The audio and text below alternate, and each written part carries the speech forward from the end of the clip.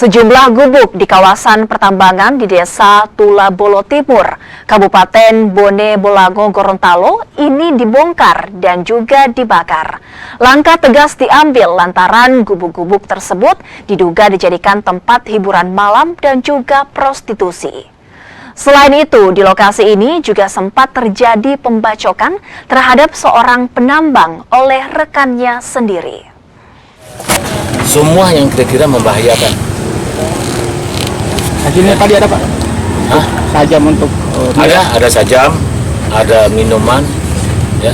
Tapi yang kita lihat tadi juga ada beberapa saudara kita yang harus kita tertibkan. tempat-tempat apa itu yang dibongkar Pak? Itu tempat minum, tempat mabuk-mabuk. Ini dari mabuk ribut, ada juga coba-coba.